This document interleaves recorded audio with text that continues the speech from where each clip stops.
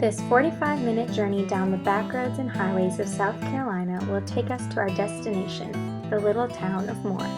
There, nestled among the sprawling farms and golden fields, is Anderson Mill Elementary School. This rural gem brings students in grades K through 5 together from Moore, Roebuck, and the greater Spartanburg area. Anderson Mill opened its doors in 1998, making it the newest building of the 9 elementary schools in Spartanburg District 6. The lovely building, built to reflect the image of the historic Anderson Mill, holds 720 students, and it includes 3 self-contained learning disabilities classes. Around 41% of the students qualify for free and reduced lunch, and around 59% of the student population comes from middle to high socioeconomic backgrounds. Within the school, there is a team of 6 teachers who are lucky enough to love, support, and teach around 120 third graders. I teach 38 energetic students ELA and social studies every day, so it's important for me to keep my energy up too. Every day feels like a race against the clock to make sure that I'm giving my students everything they need to be successful in these content areas. I quickly realized that the best way to do this was through integration, so I decided that I would work on integrating reading and writing as the focus for this project. First, we began learning about traditional literature and reading, and I brainstormed ways to incorporate writing in these lessons as well. I decided that I would have my students not only read traditional literature, but write it too. We worked on creating and writing down our own fables, tall tales, and legends as a class, and were able to perform them as well. Here's a clip of my students acting out a fable that was written by their classmate. One day, Haley the girl saw her friend. She had a dog, but she thought that the other dog was much prettier. Where's the other dog? Oh, there he is. The next day, when Haley was sleeping,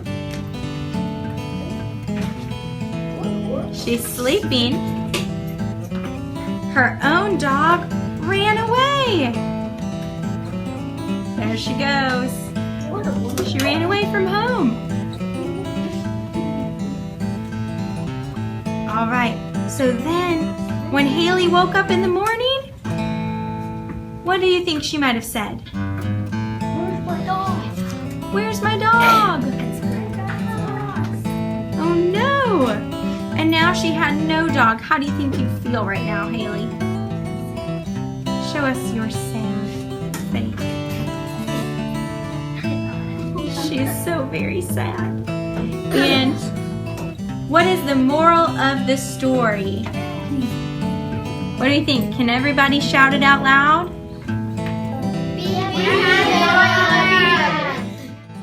My students also acted out the tall tale that they created together as a class, making sure to include all of the necessary elements in a tall tale.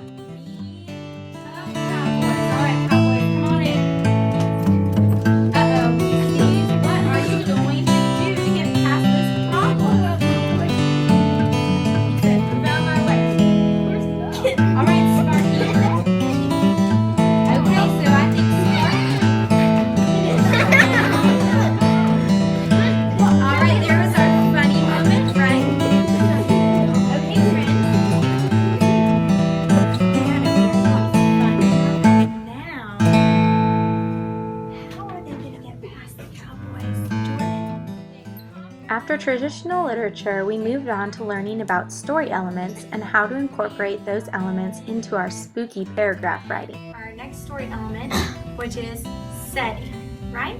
So Kayasia told us that the setting, an example of a setting is a house. And then Jennifer told us that the setting is where something takes place. So yesterday in our spooky paragraph writing, we drew out slips of paper. One was a character and the other one was a setting. But friends, guess what? There's more. Beyond just setting being a place, a setting in a book is the place, the time, and the environment of the story. We've got 2 characters. Let's make a setting, a full setting. So first we need our place. River, where are they? They're at home. Now, when was this taking place? When were they at home? Thomas?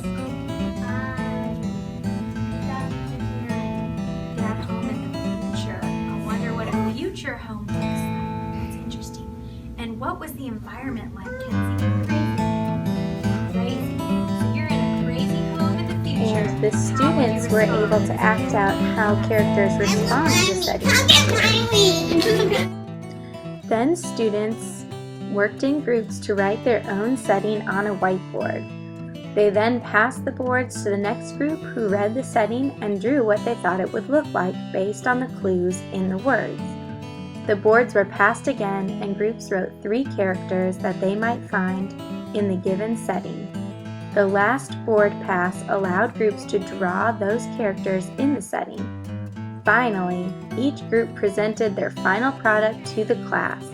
Some students were surprised as to what the setting they wrote turned out to look like, which reinforced the reason why they need to be specific and detailed when describing the setting of their stories, so that the reader will be able to see what they, as the author, are seeing. All right, raise your hand if that was your setting you created. All right, orange group. So what happened to it? What characters did you add?